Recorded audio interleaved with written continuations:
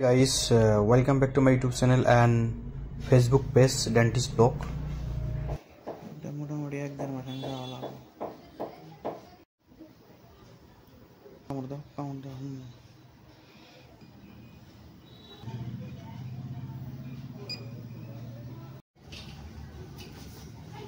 Assalamualaikum guys. Itu patient Denmark agot ahisile aru ইয়াৰ দাঁতৰ condition এনেকুৱা আছিল এটো আপাৰ পাৰি আমি ডেৰমাহ আগত লগাইছিলো লোৱাৰ পাৰিটো বাদ ৰাখিছিলো কাৰণ লোৱাৰ পাৰি অলপ প্ৰবলেম আছে পেশেন্টৰ টাইমৰ প্ৰবলেম আমাৰ টাইমৰ প্ৰবলেম আছে সেই কাৰণে অলপ দেৰি কৰি লগাইছো এতে গ্যাপ সেৱা আছিল পুৰা নেৰো আৰ্চ ইয়াতে আমি পেশেন্টৰ মুখত দেখাই আছো আকল এটো ডেৰমাহ যোৱাৰ পিছত পেশেন্ট যেতিয়া আহিছে একচুয়ালি এক মাহৰ পিছতে মাতিছিল বা 15 ডেজ পিছত মাতিছিল আমি তো পেশেন্টৰ কিবা এক্সাম আছিল এই কাৰণে আহিব পৰা নাই সো ডেৰমাহ পিছত আহিছে এটো গ্যাপটো প্ৰায় শেষ হৈছে এইবিলাক লাহে ঠিক হৈ আছে নেৰো আৰ্চবোৰ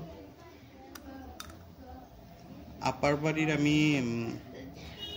সেকেন্ড ওয়্যাৰ চেঞ্জ কৰিছো এবাৰ ললৰ পাৰি দাঁতত আমি ব্ৰেসেস আজি লগাইছো যোৱাকালি লগাইছিল আজি ওয়্যাৰ লগাইছো কেনেকুৱা চাইছে নেৰো আৰ্চ প্লাস ক্ৰাউডেড মানে দাঁত জাগাই নাই এনেকুৱা এতিয়া এমাহ পিছত আকৌ মাতিম চাও কি হয় এইফালে বাইটটো ৰাইজ কৰি দিয়া হৈছে যাতে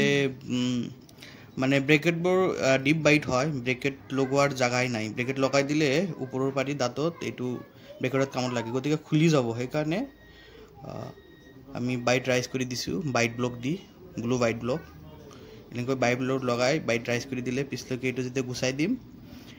দাঁতটো কাটা না যায় আৰু গম পোৱা যায় যে এইখিনি দাঁত এইখিনি ফিলাপ আছিলে কামুৰি দিয়া এতিয়া লগা নাই এতিয়া বাইট ৰাইজ কৰি দিয়াৰ পিছত অলপ পেশেন্টৰ অসুবিধা হ'ব খাবলৈ তথাপিও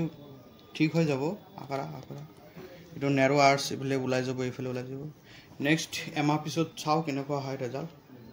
থ্যাংক ইউ